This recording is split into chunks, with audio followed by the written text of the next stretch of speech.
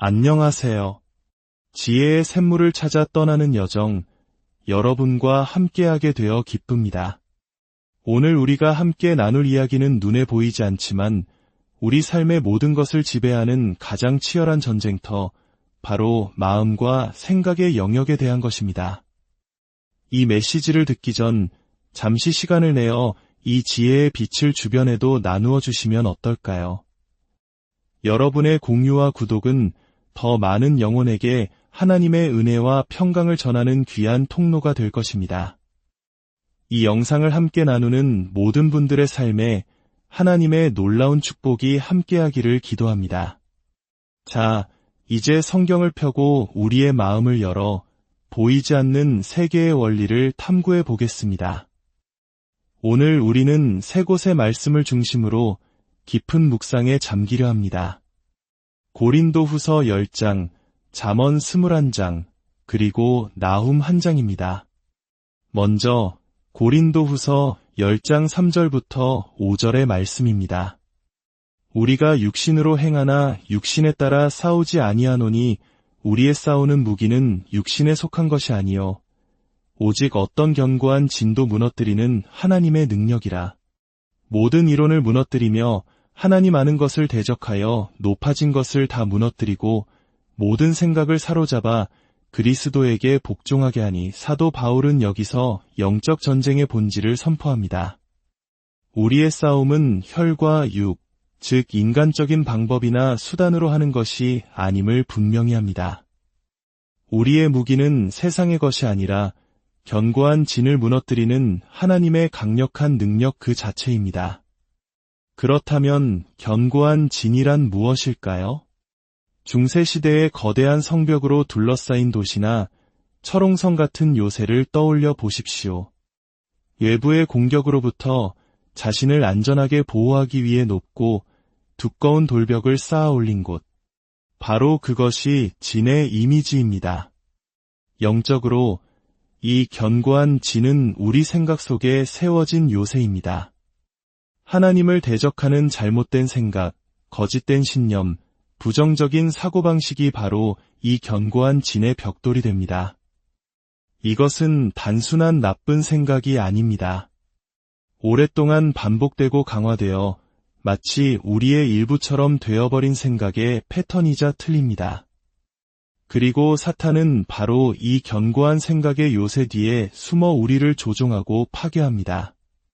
잘못된 생각은 사탄에게 힘을 실어줄 뿐만 아니라 그의 안전한 은신처를 제공하는 셈입니다. 잠언 21장 22절은 우리에게 또 다른 통찰을 줍니다. 지혜로운 자는 용사의 성에 올라가 그 성이 의지하는 방벽을 허느니라. 여기서 우리는 견고한 진의 또 다른 핵심적인 특성을 발견합니다. 그것은 바로 사람들이 의지하는 것, 즉 신뢰의 문제입니다. 지혜로운 자는 사람들이 굳게 믿고 의지하는 그 방벽, 그들의 신뢰의 대상을 무너뜨립니다. 생각해 보십시오.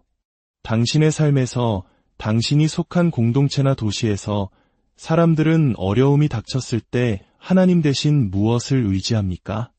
어떤 이에게는 그것이 술이나 약물일 수 있습니다. 두려움과 불안이 엄습할 때 그들은 하나님을 찾기보다 그것들에 손을 뻗습니다. 그것이 그들의 삶에서 하나님의 자리를 차지한 것입니다. 또 어떤 이에게는 스포츠나 취미 활동, 혹은 끝없는 부의 축적이 될 수도 있습니다. 우리 사회에서는 때로 좋은 대학, 안정된 직장, 높은 사회적 지위가 하나님보다 더 의지하고 싶은 견고한 진이 되기도 합니다. 이 모든 것들은 본래 하나님께서 주신 좋은 선물이 될 수 있지만 우리의 신뢰와 의존의 대상이 되는 순간 그것은 하나님을 대적하는 견고한 진이 되어버립니다. 신뢰, 즉 믿음의 문제는 하나님과의 관계에서 가장 중심적인 요소입니다. 성경은 분명히 말합니다. 믿음이 없이는 하나님을 기쁘시게 하지 못하나니 예배나 기도, 금식이나 성경 읽기가 없이라고 말하지 않았습니다. 바로 믿음이 없이라고 했습니다. 왜일까요? 우주에서 가장 신뢰할 만한 분이신 하나님을 신뢰하는 것이야말로 그분의 신실하심에 대한 우리의 마땅한 응답이기 때문입니다. 그분을 신뢰하지 않는 것은 창조의 질서를 거스르는 행위입니다. 예수님께서는 부자 청년에게 가진 것을 다 팔아 따르라고 하셨지만 부유했던 마리아와 마르다, 나사로에게는 같은 요구를 하지 않으셨습니다. 문제는 재물에 많고 적음이 아니었습니다. 문제는 언제나 마음의 중심에 무엇을 두고 신뢰하느냐였습니다. 우리의 믿음은 머리가 아닌 마음에서 나옵니다. 마음으로 믿어 위에 이르는 것입니다. 하나님께서는 언제나 우리의 마음을 다루십니다. 견고한 지는 바로 하나님을 아는 지식을 대적하여 높아진 생각들로 지어집니다. 사탄은 우리가 하나님의 존재를 부정하게 만들기는 어렵다는 것을 압니다. 특히 오랫동안 신앙생활을 해온 우리에게는 더욱 그렇습니다. 하지만 사탄의 교묘한 전략은 하나님의 지식, 즉 그분의 성품과 능력, 그분의 선하심과 신실하심을 의심하게 만드는 것입니다. 예를 들어 해결 불가능해 보이는 문제 앞에서 구원의 소망 없이 그 문제에 대해서만 끝없이 생각에 잠길 때 우리는 이미 하나님을 아는 지식을 대적하는 생각에 빠져들고 있는 것입니다. 이 사람은 절대 변하지 않을 거야. 이 상황은 희망이 없어 라고 단정 짓는 순간 우리는 하나님의 구원 능력을 제한하는 거짓말을 믿고 있는 것이며 사탄을 위해 견고한 진을 쌓아주고 있는 것입니다. 두려움은 그 두려움을 정당화할 정보를 끌어모읍니다. 질투와 원망도 마찬가지입니다. 스스로의 감정을 정당화하기 위해 온갖 이유와 정보를 찾아 헤맵니다.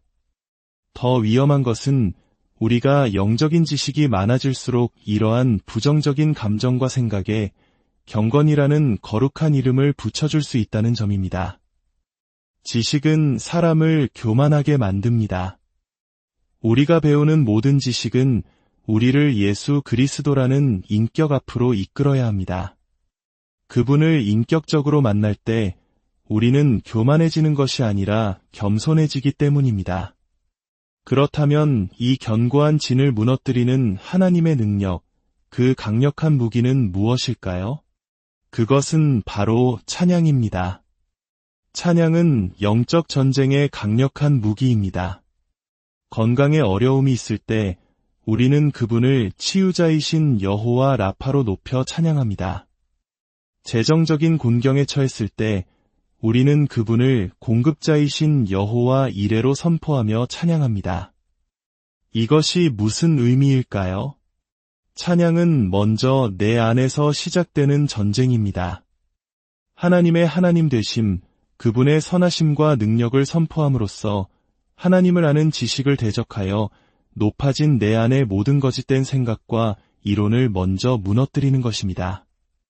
내 안의 견고한 진이 무너질 때 비로소 우리는 우리가 사는 가정과 공동체, 그리고 이 사회의 문화를 변화시킬 힘을 얻게 됩니다. 내 안에서 승리한 그 전쟁이 밖에서의 승리로 이어지는 것입니다. 나아가 우리는 모든 생각을 사로잡아 그리스도께 복종시켜야 합니다. 이것은 단순히 부정적인 생각을 억누르는 것이 아닙니다. 마치 전쟁에서 적군을 포로로 사로잡아 그를 훈련시켜 아군으로 만드는 것과 같습니다. 하나님을 대적하던 그 거짓된 생각을 사로잡아 그것이 완전히 변화되어 이제는 우리를 위해 일하도록 만드는 것입니다.